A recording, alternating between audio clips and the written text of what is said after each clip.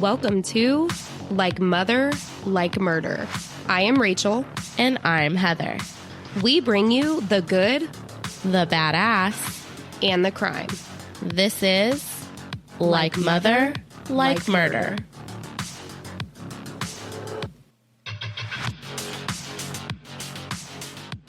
Hello, everyone, and welcome to Like Mother, Like Murder, your favorite true crime momcast. I am Rachel. And I am Heather. And today we have a very, very, very special, near and dear to our hearts guest joining us.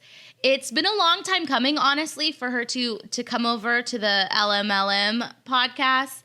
But we are joined by the most amazing podcaster turned friend. And we were on an episode of hers last year, and we finally got our shit together enough to have her on Like Mother, Like Murder.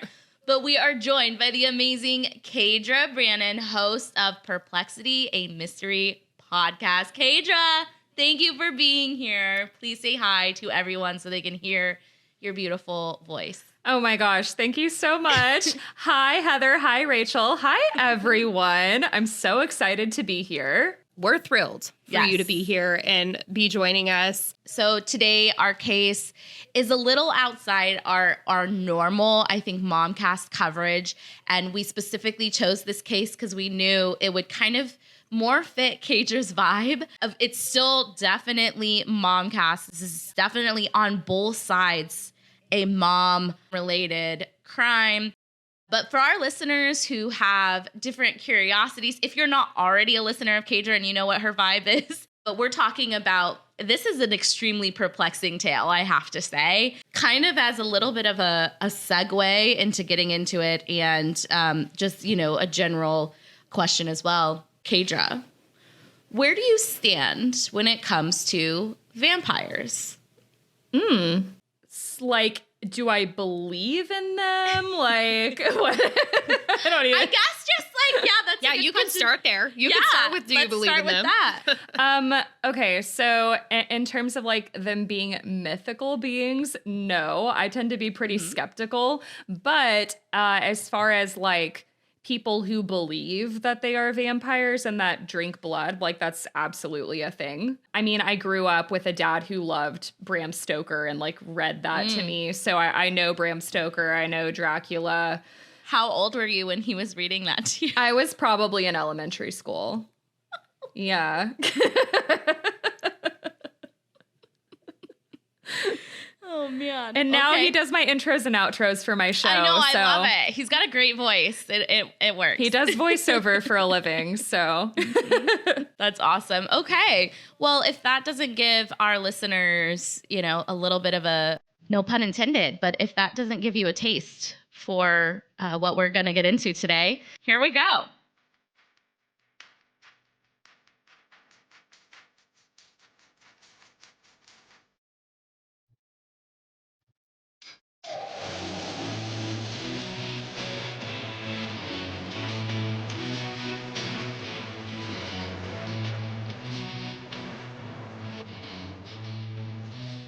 Okay.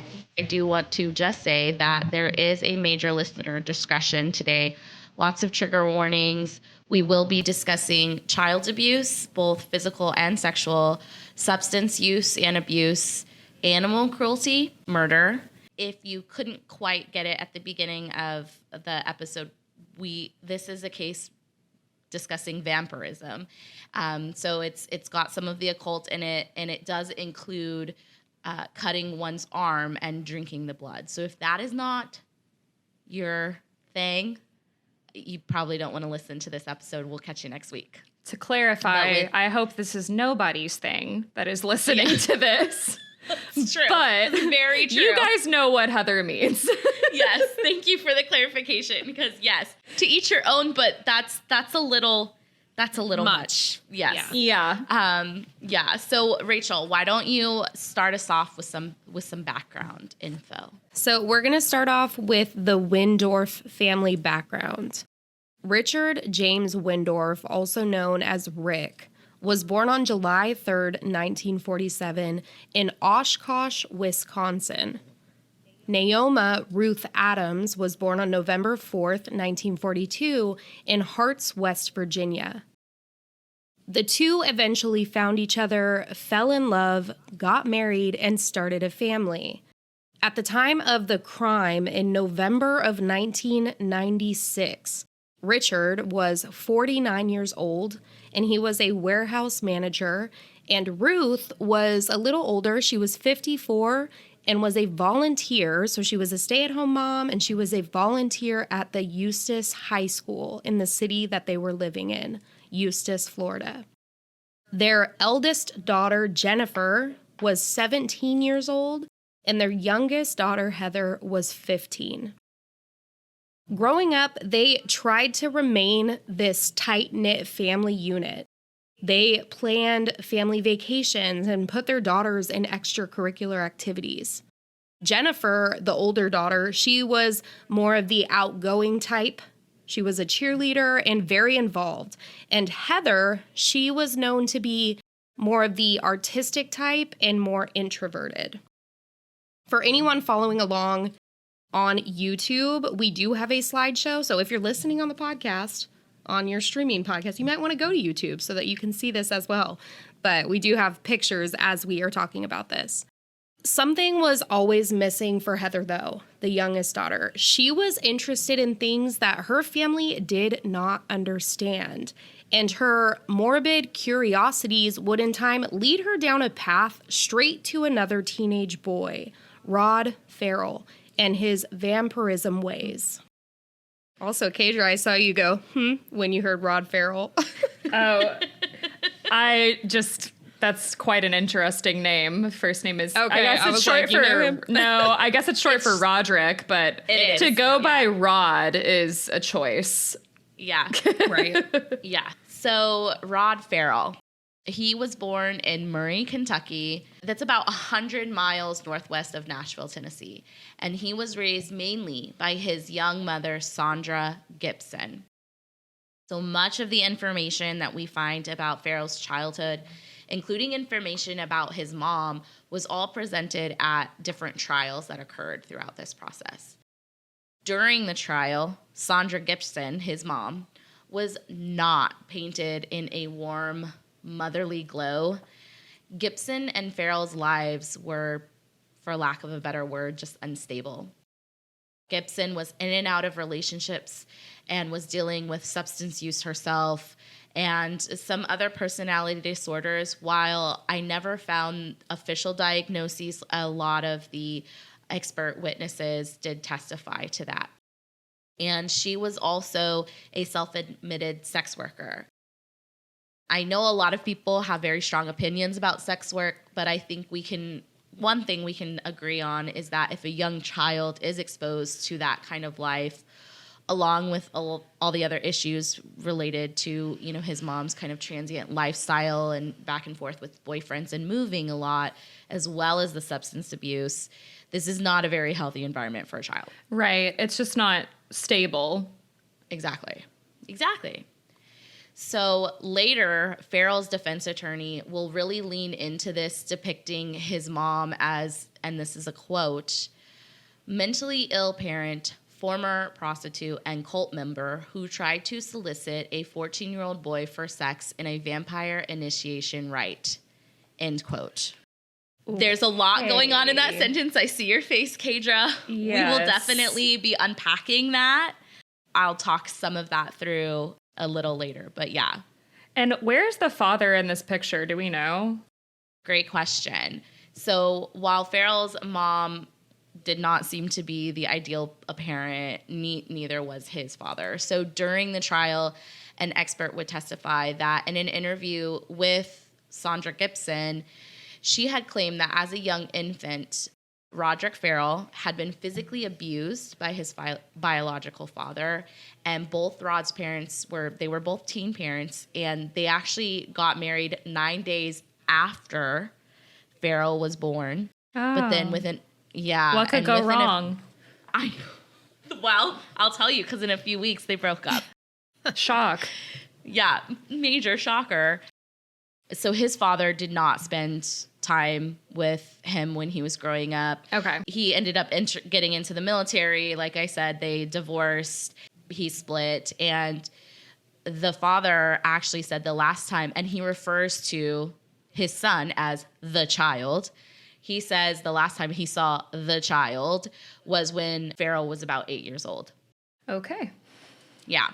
So mother, not great, but I mean, sort of, I mean, there, but not exactly there. Father, just not there at all.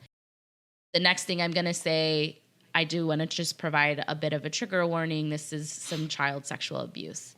It was reported that because Sandra Gibson did not have a very stable living situation, she was often in and out of living with her parents. And it was reported that Ferrell was raped by his maternal grandfather and some of his grandfather's friends. Oh my God. Yes. And there were a few accounts of this by different psychologists, psychiatrists during the interview. And then on top of that, Sandra Gibson's sister, so Roderick Ferrell's aunt, also testified that her father had sexually abused both her and her sister. Okay.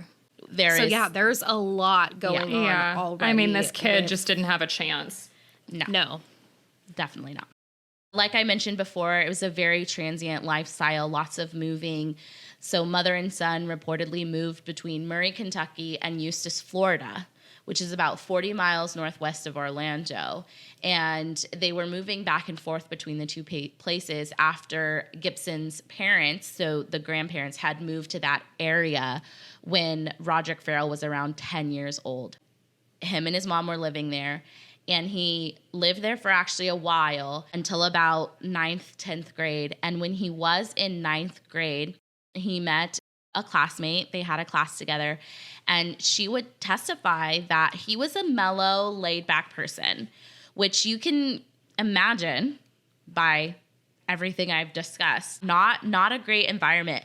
But despite that, she testified that in 9th grade when she knew him, he was a very mellow, laid-back person, and that he never spoke about vampires.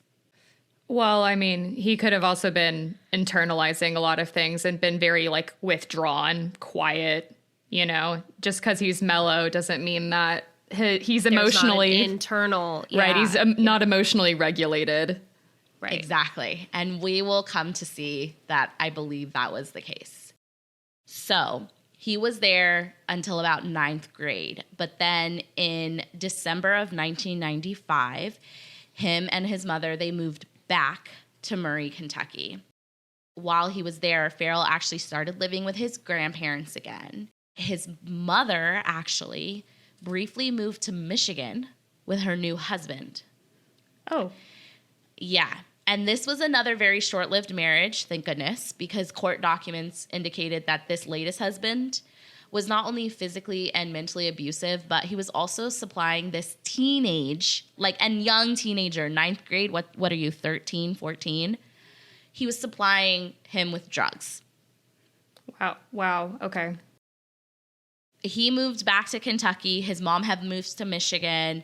Luckily, short-lived marriage. She ended up moving back to Murray, Kentucky, so now they were back together again. But Ferrell had been keeping in touch with a few friends that he had made while he was in Eustis, Florida, including that friend I talked about who described him as a 9th grader. And according to this friend, it was after Ferrell had moved back to Kentucky, so that kind of 9th grade, 10th grade year, that Ferrell first started with the vampire ideology. Apparently, Ferrell was not getting into this alone. His mom, Sandra Gibson, was also adopting this whole vampirism lifestyle. Okay. Yeah. Hate that. So, not great. Hate it. Yeah. Definitely not great.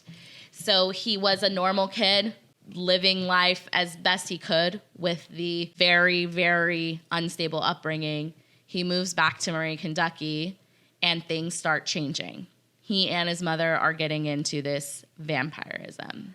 So, And I have a question. Do we know, Please. because I know you said Sandra is a drug user, and then did you say that Roderick was given access to drugs? Okay. Yes, So, at this age. do we know if they were using drugs when this vampirism started? Because that's what it sounds like to me. Just So, putting context clues together. Yeah, no, for sure. So I believe that Sandra Gibson, the mom, had lifelong kind of substance abuse problems. So I don't think the drugs were new to her lifestyle. It's hard to say with Roderick Ferrell because, as you'll come to see, he does provide inconsistent statements throughout. But we do know for sure that at this time, he did have access to drugs. Now, whether he had access before this time, I don't know for sure, but for sure during this time. Okay. And one of the things that really kind of pushed that over the edge was this game, this role-playing game called Vampire the Masquerade. Have you heard of this, Kaydra? Yeah. No, but I don't like where this is going. No, not at all. Well, quick side note, just because in getting this case together and talking about it, I was talking with my brother. My brother is a dungeon master, so he plays D&D and loves it so much. I was explaining this, and he brought this game up before I even brought it up with this case. So apparently this goes way back. This game was one of those where it was like an RPG and you would get into character and that kind of stuff. So Okay. Right. No, that's a really good point because I am going to talk about the idea that family members and the psychological experts that would later testify, they explained that Ferrell was very, very much so into these fantasy worlds from a very young age. And he did, in fact, start a lot of his, as I think many people do, Dungeons and Dragons is one of the original starting role-playing games, right? So he was into Dungeons and Dragons as well from a very young age. And something that was this idea that he was very, very much so into his fantasy kind of life, which to me psychologically makes sense. The guy's real life is not ideal. Yeah, I was thinking the same thing. Yeah. So a childhood friend of his who actually played Dungeons and Dragons with him, he explained this role-playing vampire game, it just became a very big, significant part of his kind of that thing that started from a very young age, but this fantastical thinking, this fantasy world being wrapped up in this non-reality. So Rachel will explain more about Ferrell's, quote, vampire clan, but reportedly, Ferrell's own mother, Sandra Gibson, was a member of this clan. So I mentioned earlier, Sandra Gibson attempted to solicit a 14-year-old boy for sex. During that most recent stay in Kentucky, Gibson, who was in her mid-30s at the time, attempted to entice a 14-year-old boy into having sex with her as part of a vampire cult ritual. So this mother, whose son was not much older than this boy at the time, I think almost the same age, if not maybe Rod was 1 year older, but literally the same age. This mother wrote sexually explicit letters to this 14-year-old boy, urging him to, quote, cross over, end quote, to become a vampire, and she would be his vampire bride. What a fucking weirdo. 100%. Absolutely disgusting weirdo. She was thankfully later convicted of this crime, but she did say, shortly before that, her involvement in the vampirism, it had been, quote, Hollywood idiocy. So she seemed to understand that, but then during the trial of her son, she reportedly turned to the state attorney and a group of reporters during a break in the court, and she said, quote, "We live forever," end quote. Yeah, I don't buy that. That she's saying this was for shits and giggles, Hollywood. No. This isn't Twilight, babe. No, exactly. What are you Exactly. doing? You're not Kristen Stewart. Don't compliment yourself. No. Okay, so Rachel's going to tell us a little bit more about Roderick Ferrell's vampire life and just kind of how all of that started.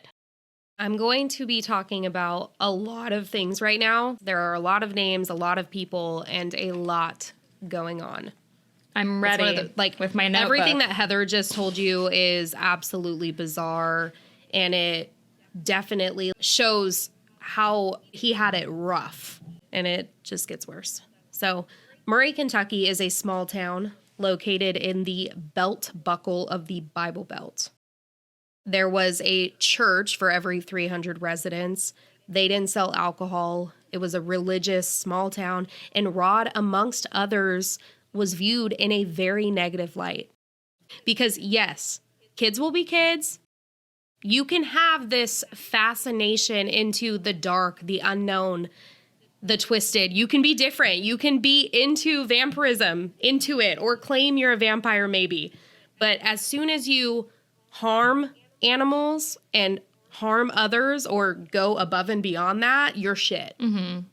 I mentioned earlier, Rod was born in Murray, right? He moved to Eustis, Florida for a few years. And while he was there, he met a girl named Heather Wendorf, one of the sisters that I mentioned in the beginning. And Heather, she had this rebellious state about her. And Rod, he fit right into that. They became close during this time. And so when he moved back to Murray, Kentucky, the two stayed in touch. They were calling and messaging and even writing letters to each other. In one of the trials, one of the conversations that comes up is they had racked up over like $800 phone bills talking to each other on the phone. Right. And that her parents were like, yeah, no, this is not going to fly whatsoever. And that's when they would start writing letters to each other. Because this is the 90s when you That's had exactly what- data limits. Oh, yeah. Side note, isn't it interesting that from Florida to Kentucky racked up long distance phone charges? Yeah. That's so crazy to think about, but yeah. If you have I Gen would get in Zers trouble listening to this all the right time. now, they're like, what is happening? Yeah. What do you mean you have to? What's- I pay $20. Yeah, what's data roaming? Yeah. Back in Murray, Rod wasn't the only vampire around town.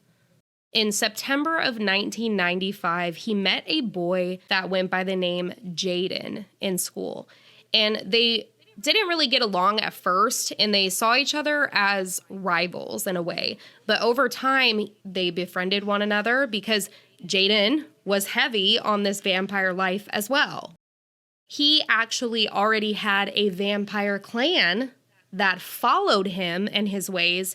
And so Rod was instantly intrigued and wanted to become a part of this life. It's concerning that two groups are this close together. Like, you wouldn't think this would be as popular as it is in this area. You know what I mean? Especially because it's a small town. So, like, the idea that they've somehow found in this very small, very religious town, a large group of teenagers who've decided that this is the lifestyle for them. Right. Like Rachel said, kids will be kids and they'll rebel, but it's a very interesting way to rebel. Yeah, it does make me wonder what was going on in the town during this time, because with a lot of cults, there's usually a lot of turmoil in the town that like kind of builds to that. What I will tell you in this very moment is researching this case was the first time I was like, nah, I got to move back to California. I'm out. Like, out of Kentucky. Out.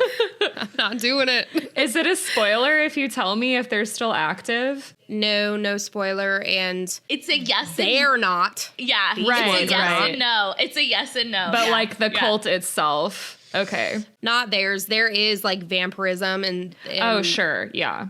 but there's not an active cult that I can tell you about as of right now. Okay. Okay. That still looks at these people as their leaders, I guess. Yes. Okay. the way Well, to look at that's good to know. The Kentuckians can rest a little safer. What do you call it? I don't know what You Kentuckians?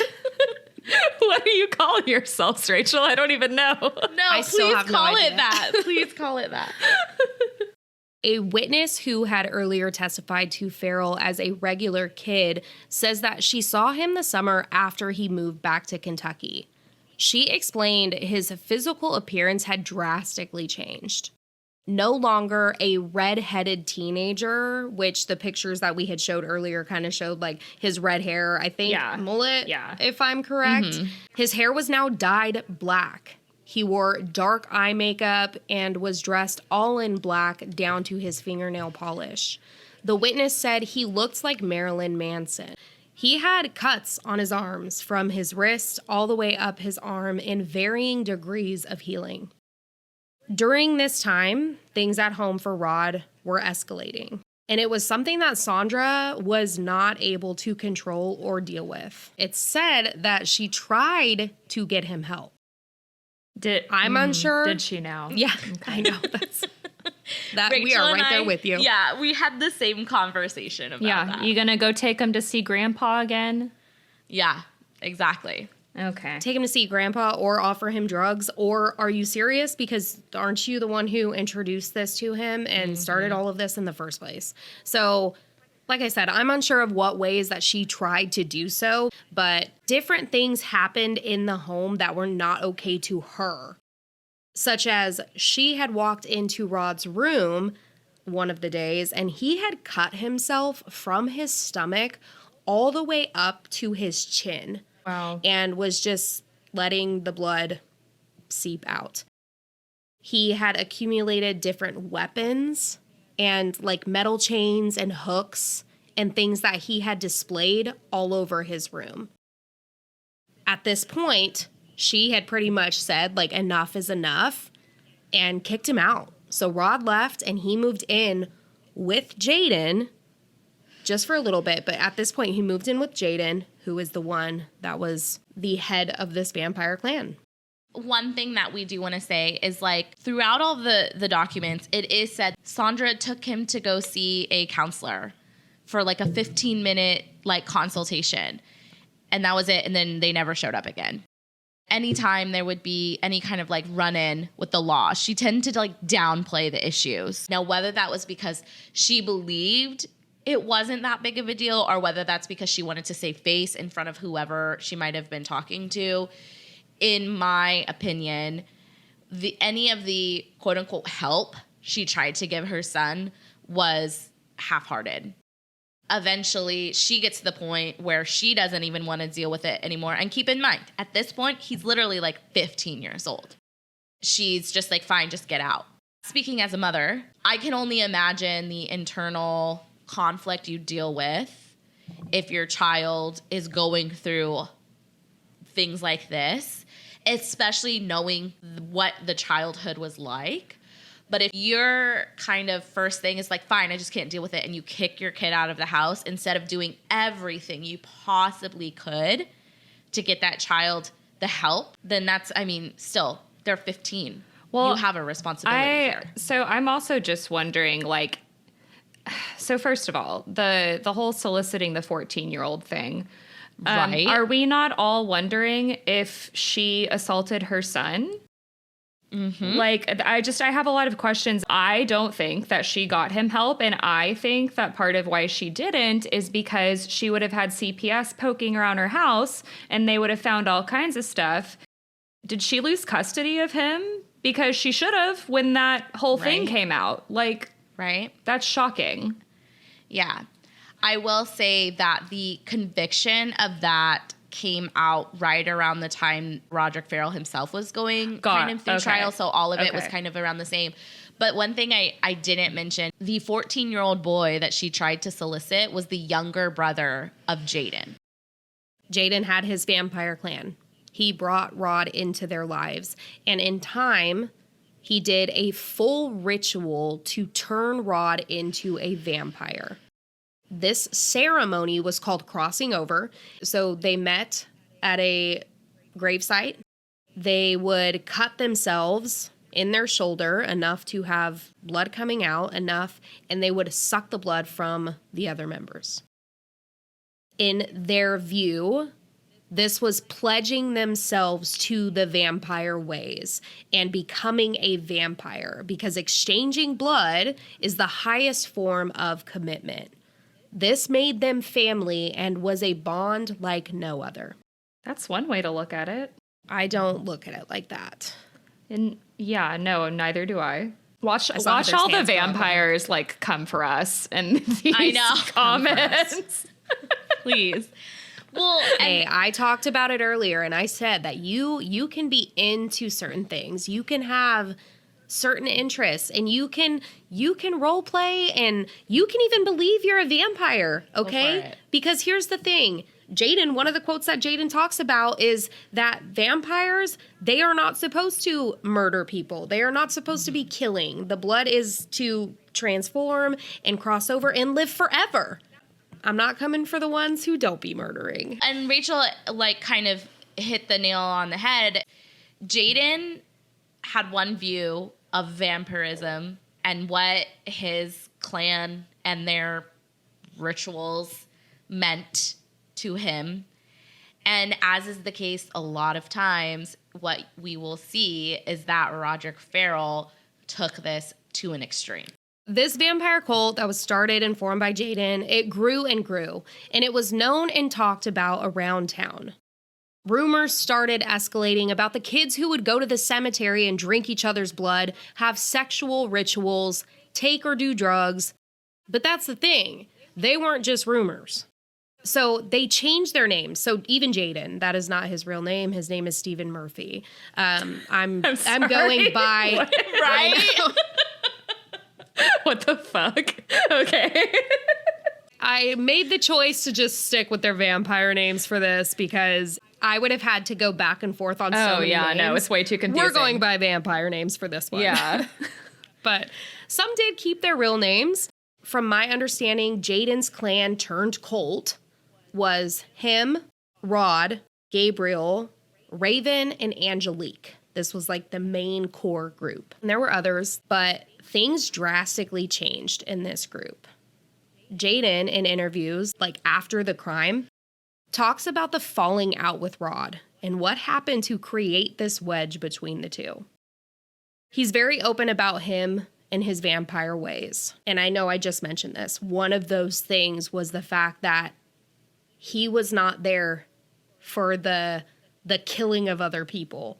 With him becoming a vampire and his thought process of living forever and those kind of things and that blood bond, that was what it was for him. Rod was taking it to an entirely different level. Jaden explains a situation once where him and Rod were out and they came across a kitten. Trigger warning here. Rod originally was petting the kitten until it clawed his face. This enraged him.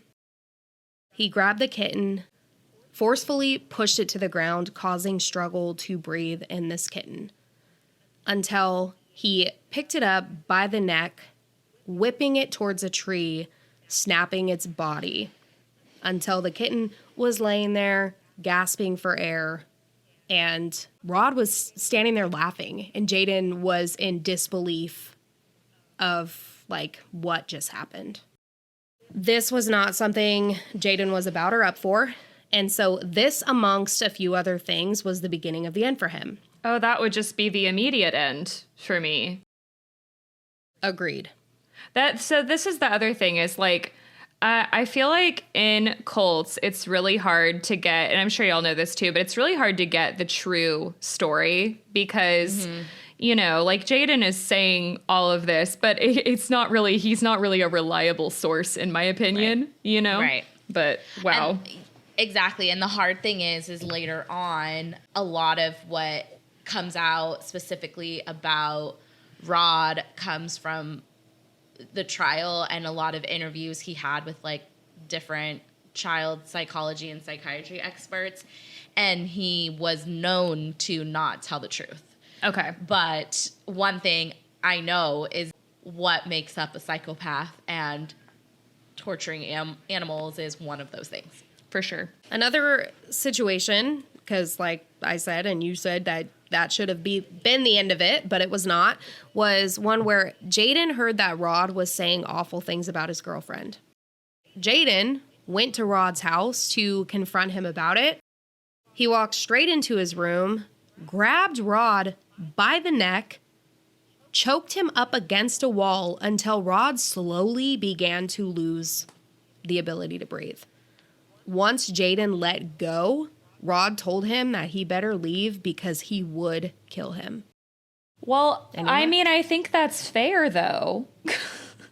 He just came into his house and put his hands on him, like choking him.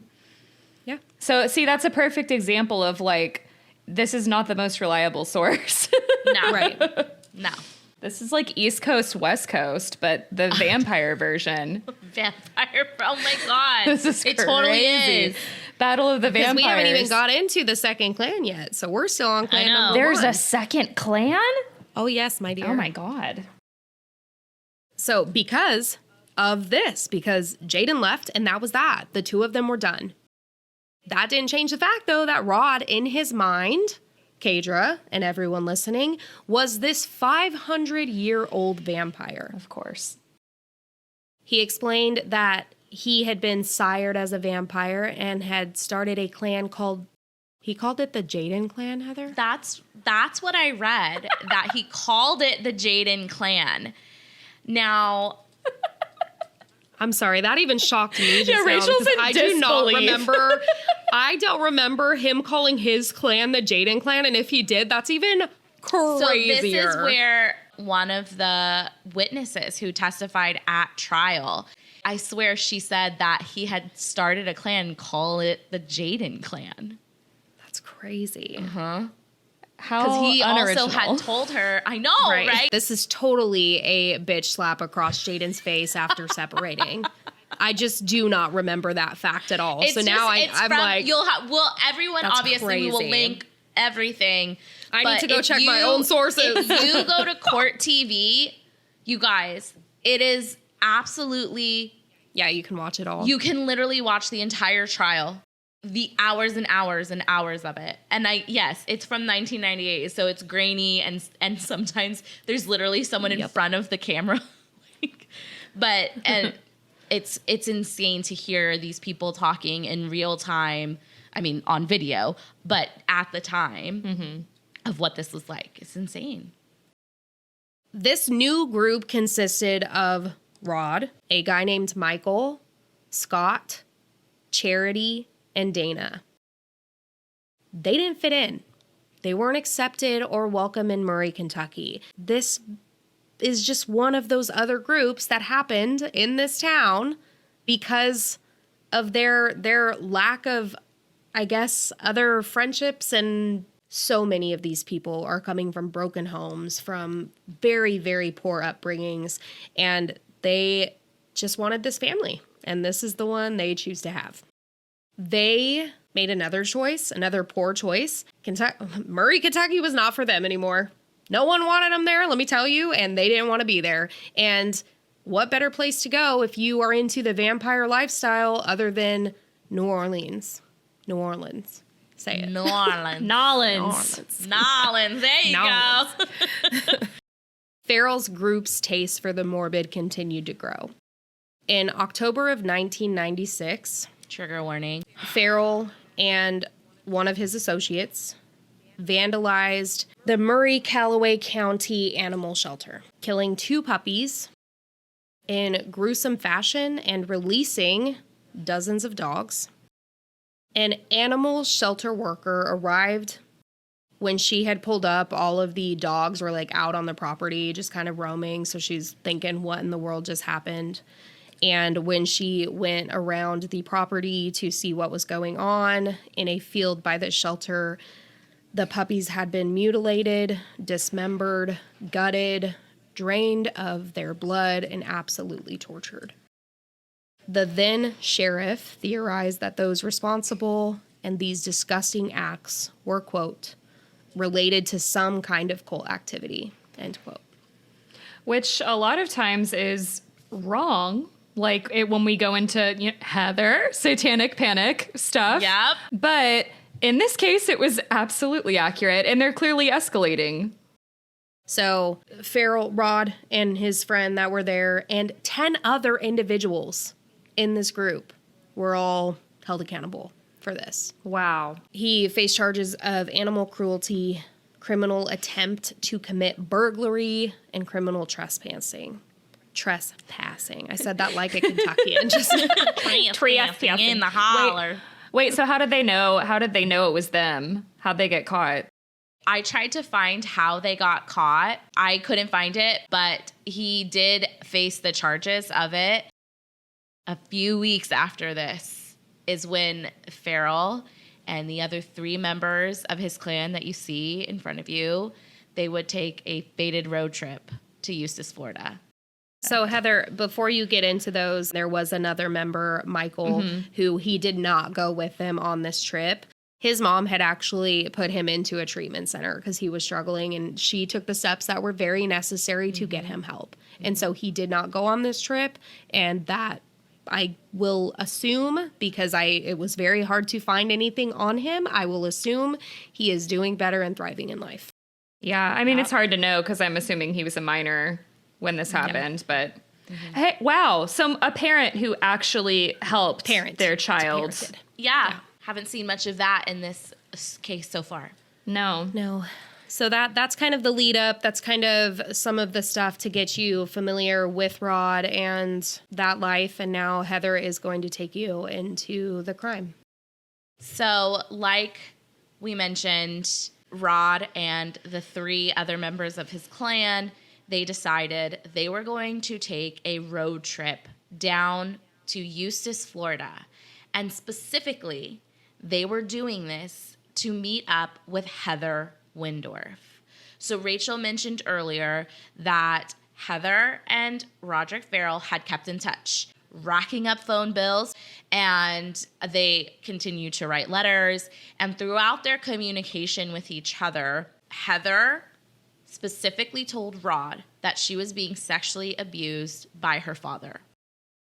It was also said that she wanted to run away from home. Rod decided that it was his responsibility to rescue Heather from her Eustis, Florida home.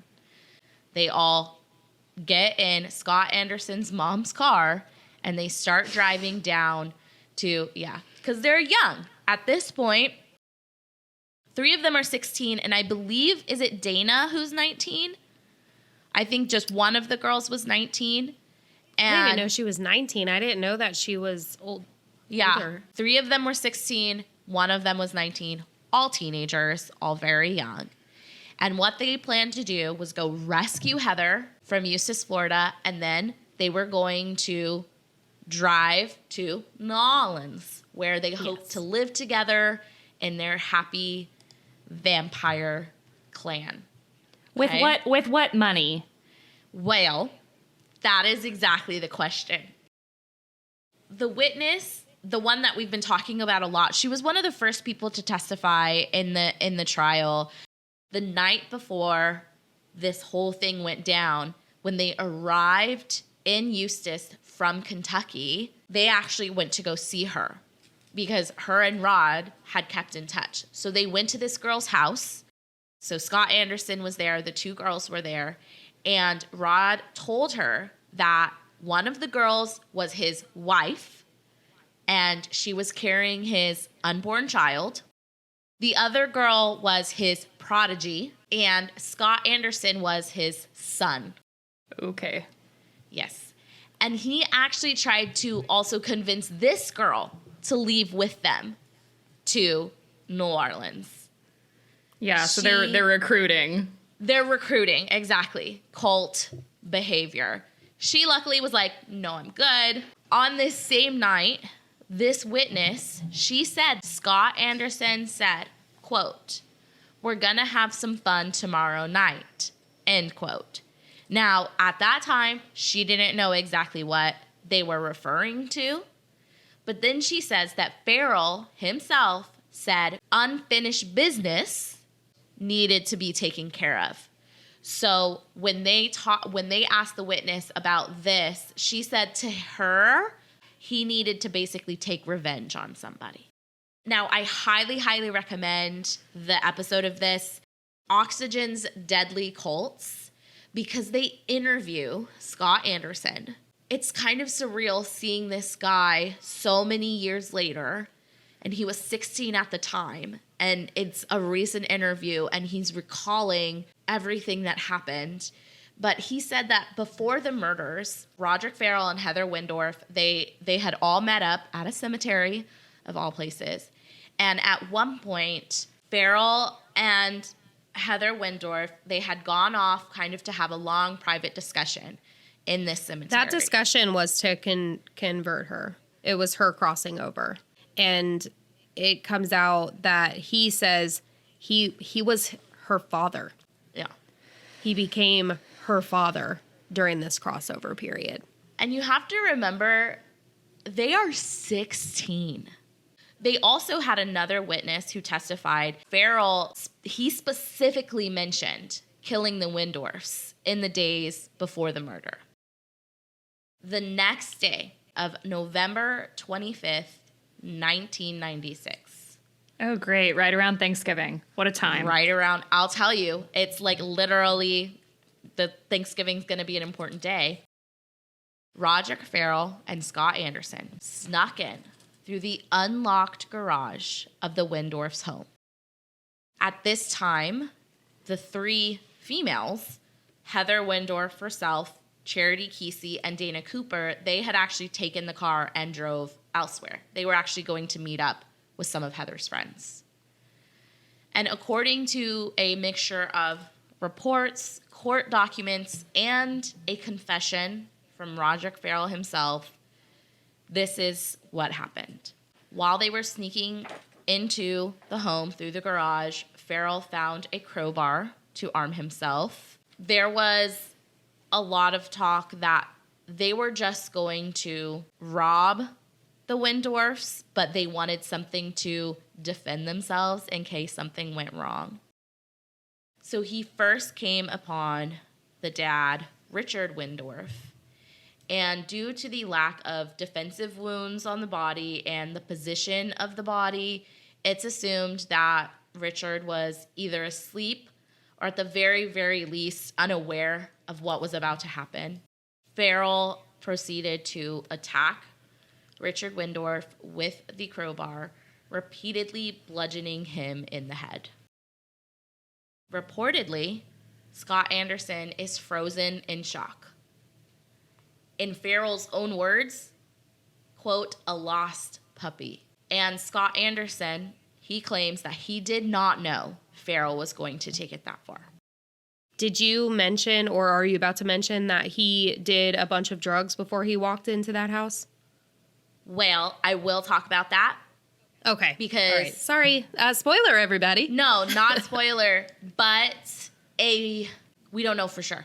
Yeah, like he might not have. So I should have said he said allegedly that he took 10 LSD. But I'll tell you, yeah, exactly. Right. It doesn't seem real. But I will talk about it. Roderick Ferrell attacks Richard Wendorf, bludgeons him to death. Scott Anderson is frozen in shock. And after brutally attacking and killing this 49-year-old father, the two began searching the home for valuables, which is what they had originally said they wanted to do, because what they wanted also to do was steal the Wendorf's car. Which was in the garage that they entered. Which was in the garage, by the way. So done. If they just wanted the car, they didn't need to go in the home. So that goes against their statements. Well, I mean, I don't know if the keys were in the car. I'm not saying I believe anything these people are saying, but good point, the keys. Thank you. Yeah. It's true. It's true. Good point. They also needed, like you said, Kaydra, they needed money. Mm-hmm.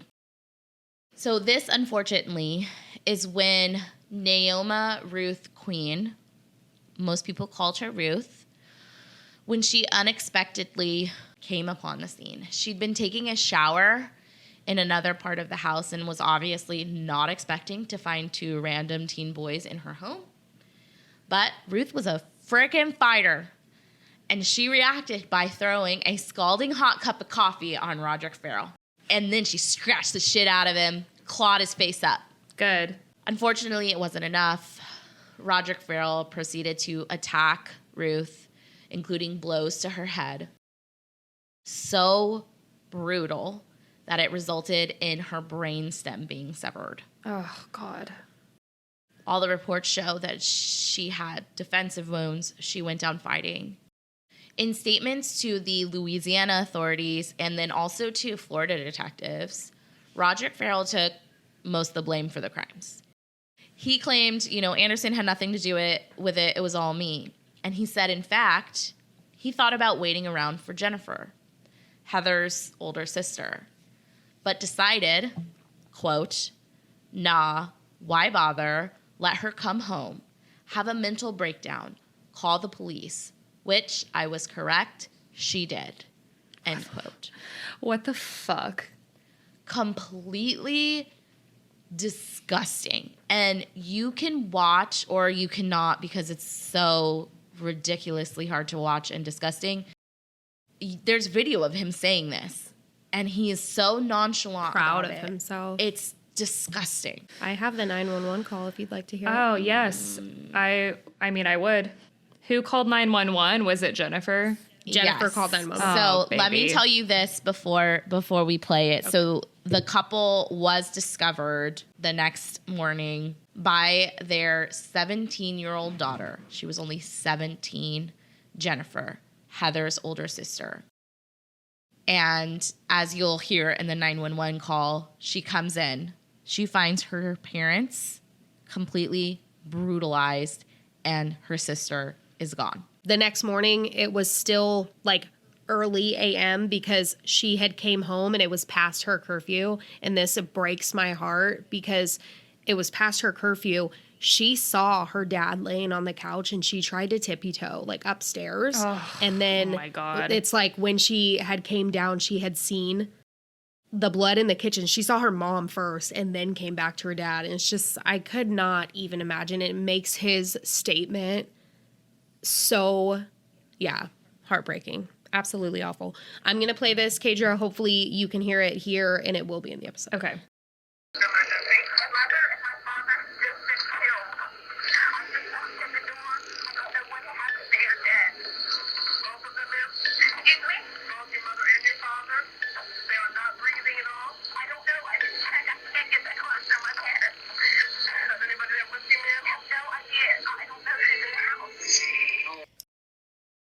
And then there is one other part where she says that Heather's missing.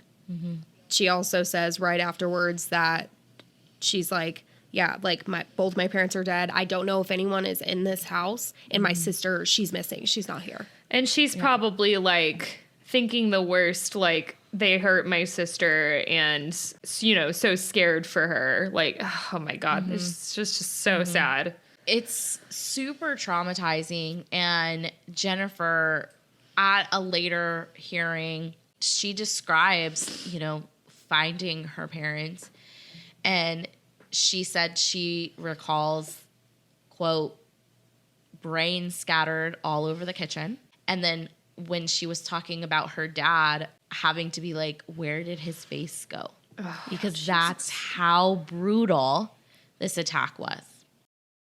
So after this brutal attack, Ferrell and his group, which now included Heather Wendorf, they did steal the Wendorf's Ford Explorer and they began driving to New Orleans.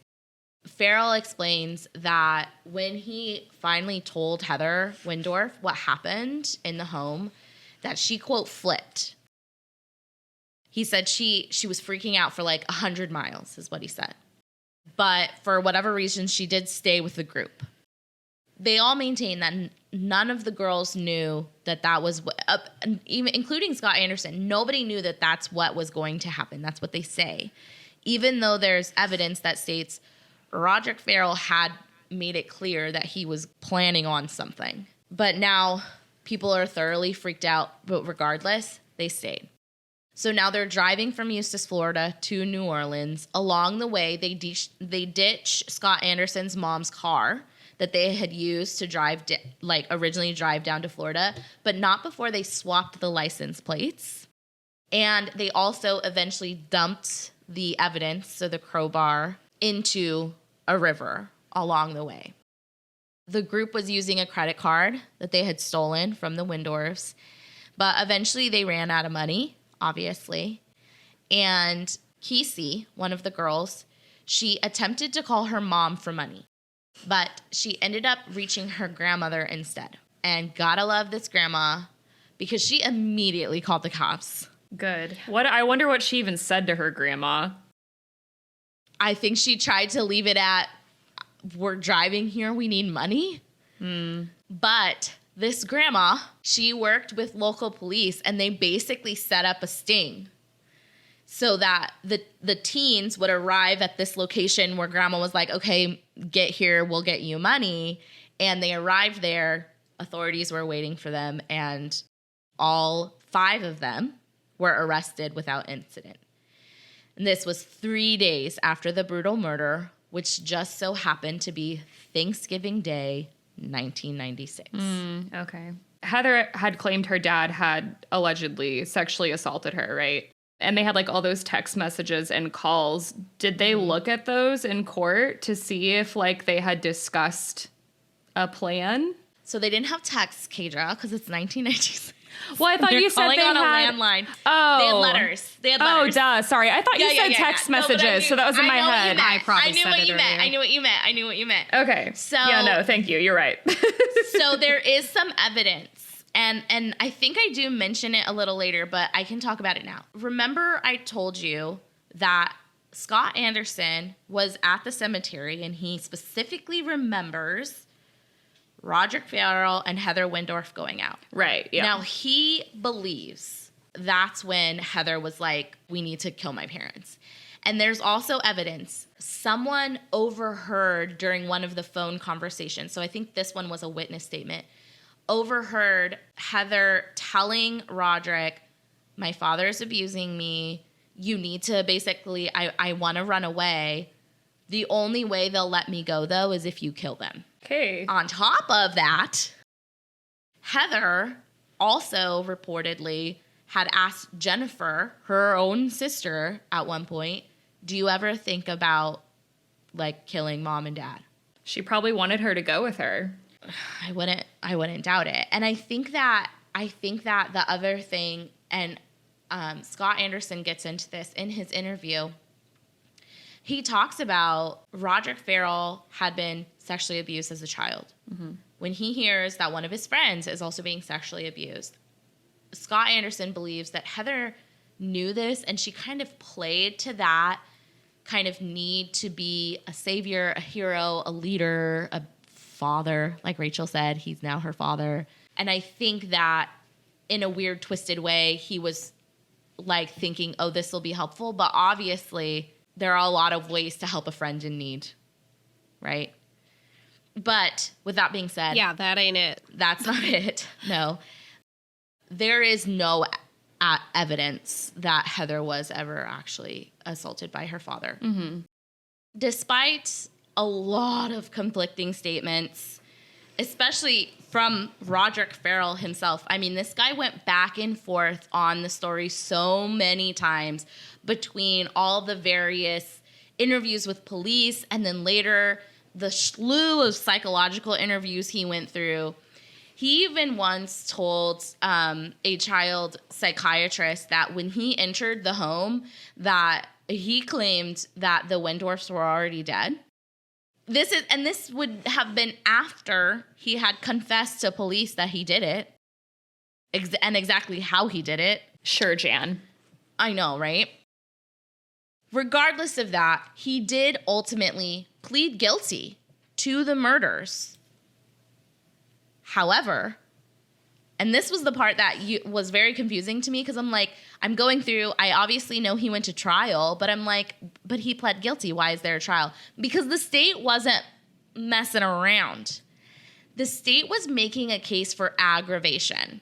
We have to remember, this is Florida after all. So during his police interview, after he had been arrested, Roderick Ferrell actually seemed to be worried about receiving the death penalty. He was saying like, well, you know, do you think it could really happen? I mean, I'm only 16 years old. And the investigator, the detective, who was actually a police officer in Louisiana because they were caught in New Orleans, he was like, well, You know, in Florida, you're 16, you can be tried as an adult. So it does go to trial for this kind of aggravated case, even though he pled guilty. And in this trial, the defense attempts to point out mitigating factors, including, obviously, Ferrell's very unstable, unhealthy upbringing. They point to a history of mental illness in the family. They point to, obviously, he had gone through several rounds of psychological testing, and there were some current diagnoses, including some personality disorders, namely schizotypal personality disorder, which is very interesting because I actually did my master's thesis on schizotypal personality disorder, and one of the Columbine shooters was actually diagnosed with schizotypal personality disorder. All tracks. They also pointed to the fact that he, in these tests, he did relay some like psychotic symptoms, like hallucinations, and then obviously the persistent drug use. And the defense psychologists, they testified, Ferrell did, though, admit that he was pretending to be mentally ill. When you watch the cross-examination, they talked to specifically one of the psychologists about, are there any built-in measures of, validity in these tests to determine whether or not someone is malingering? Right, yeah. But one of the tests did come out invalid because he just hit on too many symptoms that it just didn't seem like it was, like it could have been a valid score. So it's unclear if he was malingering or not? Exactly. Okay. Exactly right, Kaydra.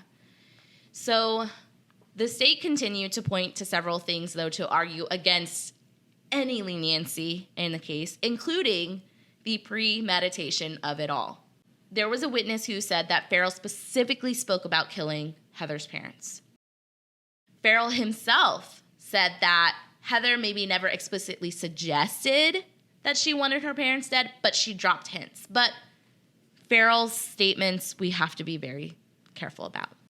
And then I mentioned Scott Anderson believing that Heather played to Ferrell's kind of weird, twisted need to be a hero, to be a father, to be a saver. The defense claimed that Ferrell admitted to the following: drinking half a bottle of alcohol in the late afternoon before the murders, smoking a lot of marijuana, consuming 8 to 10 strips of LSD, and taking about 15 Prozac pills within an hour of the murders. Now, I've not done drugs. Like, I'm not a good person to say whether or not this is something that a normal person can consume in a few hours and then proceed to be alive. But I don't think so, right? Like, that's a lot. I think it's like that classic thing of when like a young guy goes to a party and they're like, oh man, I got so drunk. I had like 10 beers, and they actually had like 2. I think he's like over exaggerating for sure. Like, there's no way that you would be able to like even walk. Right. If you had that much in your system, I would imagine. Exactly. See, and as I'm right there, I don't know anything about any of that whatsoever. But one of the things that I did think about when reading this, when looking into this, was the fact that he was brought up with this. True. He's been doing drugs for so long. Yeah. For so long. Yeah. I don't know if it's the exact same as like an alcohol type situation, but maybe his tolerance was so high that 10 LSD strips was nothing to him. Yeah. 15 Prozac was like another day. And I mean, even if he did do all of that stuff, why does that matter? Like, you're still... No, it doesn't. Like, I've never... You're still guilty no matter exactly. what. You're still responsible for your own decisions. Right. I've never understood Yes. that in crimes. That's why you never drink and drive. Like, you know, you're still responsible. So... On top of that, he did... But again, his word is shit, so we don't know for sure. But he later did tell prison officials that he was not under the influence when he committed these murders. And there were people that had saw him the night before, the day of, hours before the murders. They said that he did not seem under the influence at the time. After all was said and done, we know that he had pled guilty, and the state of Florida was not fucking around. And as a 16-year-old in Florida at the time, you could receive the death penalty, and that was the decision that was made. He was originally sentenced to death at that trial in 1998, making him the youngest on Florida's death row. Now, later on, there was a law that was passed that if you were a minor, you could not be put on death row, and his sentence was later commuted to life by the Florida Supreme Court because he was only 16 when the crime was committed.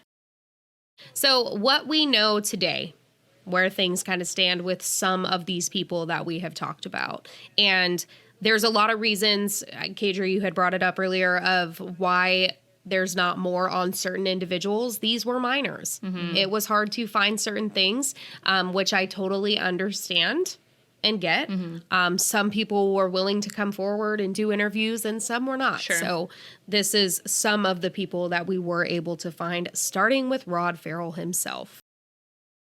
He will rightfully stay in prison for the rest of his life. The judge, during the resentencing hearing in 2020, said, quote, "Based on the evidence presented, the court finds that he is, I'm so bad with words, irreparably corrupt." I don't know why that word is so weird to me. I always want to say irreparably, but I think that's a different word. That's so frustrating. During resentencing, 2 out of 3 experts said Ferrell, he knew the difference between right and wrong, and that he, quote, "was not under the influence of extreme or emotional distress when he murdered the victims," end quote.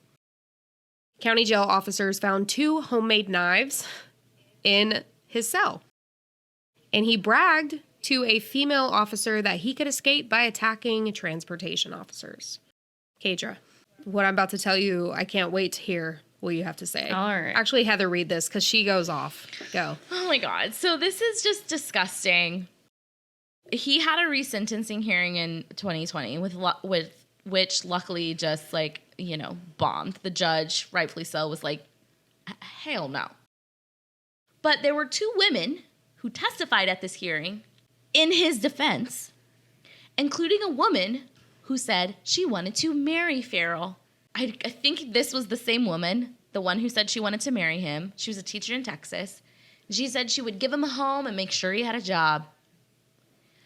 There was another woman who also had been talking to him, and it really just got me down a whole horrible rabbit hole of jail groupies and the whole, I can't understand it. What the fuck? Can't understand it, but you didn't even get to the point. He is married to her. He's married to a woman named Stephanie right now. He's married to another, this isn't the same woman, and that's what's crazy. No, it's not the Texas woman. It's not the Texas woman from 2020, but he is now married. It's 2025, and now he's married to a woman named Stephanie. What? So I need to just do an episode about groupies because this has been something that has always perplexed me and disgusted me. And I mean, the one thing I can say right now is just, ladies, do better. Seriously. You deserve better. You do. And I'm sure there's someone that needs to hear this. You deserve better. Yes. And the second that you are talking to someone who is in prison for murder, I need you to take a good long look in the mirror and say, this is not how my life should be. Mm-hmm. Just do better. Tell them, Kaydra. Louder for the ones in the back. It's so weird. It's so gross. So weird. I understand that, I mean, we see it every day. Daddy issues are a real thing. We understand that. But go cut some bangs or something, girl. There's something else you can do here that doesn't result in marrying a imprisoned, convicted psychopath. Ugh. Yeah. I wonder if it starts off as like a parasocial kind of relationship, you know? Like, Yeah. we have some experience with that as content creators. You know, there's people who think that they know you and don't, and, you know, maybe put you on a pedestal. So I think it could be like a sick, twisted way of that, where like these are probably people who followed the trial, who already had some issues going on, 100%. and were already lonely. And yeah, they just wanted some type of connection. I mean, but do better. Yeah, do better. That is where he stands. That is where he stands today. Anderson, Scott Anderson, the one that was in the home with him. A different judge reduced Anderson's life sentence to 40 years in 2018. He pled guilty in 1998 to avoid a possible death penalty. For me, that tracks with his, because, I mean, yeah, shouldn't have been in there, shouldn't have been doing what you were doing, but you're not Rod Ferrell. Right. So. I mean, it's hard, but I mean, he was obviously very young, and then based on what we know about the crime, it sounds like forensically too, they weren't able to tie him to the murder, but no, right. They didn't forensically tie him to it, and all the accounts, other than Rod Ferrell's lie that claimed that the couple was already dead, which we know is not true. Rod Ferrell even says, like, no, he didn't do anything. He froze like a puppy. So. Yeah, but we know how much he loves puppies, right? Okay, so Heather Wendorf. She was never charged or convicted with anything. She is married now and living a quiet life off the radar. Couldn't find much on her. I did find that when she got out, so like they were all taken and talked to and did all the interviews and did all the things, and they decided that she, based on what you just heard from everything with the conversations that happened or didn't happen and the lies or were they lies and all of that kind of stuff, her grandparents and other family members were so ecstatic because they said that they knew that she had nothing to do with the murders of her parents. It's like, do they just want to truly believe that? I could not find a damn thing on where she stands with her family today. Jennifer, Heather's sister, I don't think she ever ended up close with her sister again. She was recently at Rod Ferrell's attempt at reducing his sentence, and she was there to say, don't let it happen. It would be awful for her to have to live a life looking over her shoulder after what she experienced and the pain and the trauma that went along with it. It's not only her, she has kids, she has a family, and she does not want to have to think or fear or feel any of that. And I'm just so grateful that, I mean, not that I would have seen it going any other way, but unfortunately there are some damn cases that things happen and there's people out there that do have to look over their shoulder, you know, yeah. But Jennifer does not, because Rod is not getting out. The other two girls, so Charity Kesey, she was 16 at the time. She was sentenced to 10 years in prison. Dana Cooper was the 19-year-old. She received a 17-year sentence. And, I mean, that was back in 1998, 98 when the trial finally finished. So, yeah, they were both out. I mean, Rachel and I talked about this a lot when we were going over the case. 16, 19-year-old, there's a definite possibility that they knew what was going to happen. They obviously were not even near the house. They were away in the car, but they stayed in the car, like, after Rod and Scott came back and they were told what happened. They stayed in the car. They drove with them all the way to New Orleans, but they did as well serve time. That is the case of the horrible murders of Richard and Ruth and the vampire clan. We definitely tried to find something perplexing. I am the cult one out of us. I've definitely been the one to go towards the cults.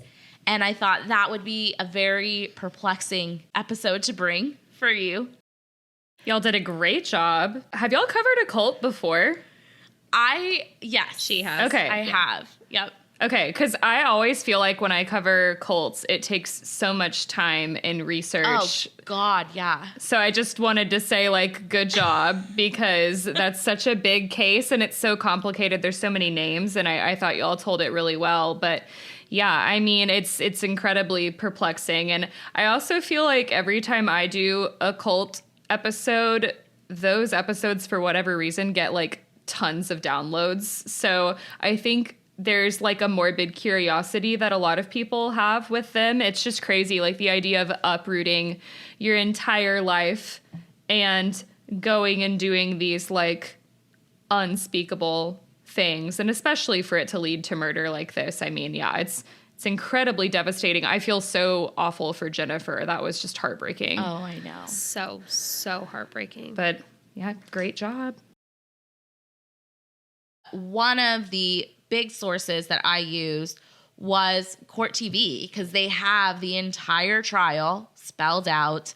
And then there's a lot of good information as well in that Oxygen Deadly Cults series. So highly recommend the Oxygen series if you're down for 45 minutes. The trial is literal hours long because it's the entire thing. So if you wanna buckle in, that one would be a lot more to digest. With that said, though, we really, really appreciate you joining us. We said it earlier. It was only a matter of time. It took way too long for this to happen, so I apologize. No, it's okay. It's okay. Life is so crazy. Also, it was so jarring at the beginning when I can't remember which one of you said it. You were like, yeah, last year when we were on Kaydra's show, I was like, oh my God. Like, I know, my brain's like a year ago. Like, it wasn't a year, but it was so weird. But Totally. yeah, if you guys haven't listened to our other episode, Chateau Marmont. that was really fun. That's over on my show. We talked about the Chateau Marmont, and there's true crime in it, but there's also a heavy paranormal element. There's some conspiracy. If you like celebrity gossip, it's good. I want to say it's episode 88, maybe. It's in the 80s, I think. But that's a fun one for sure. All right, fine. We're 2 hours deep, I guess I'll say bye. We always sign off with K love you, bye. So please feel free to join us when we do that. It's one of our favorite things. Stay amazing, stay curious, question everything, play D&D if you want to, look into things that intrigue you, but be a good person. Mm-hmm. Don't harm or kill animals or people, you guys. Don't do that. We will talk to you guys next week. K love you, bye. K love you, bye. Can love you, bye.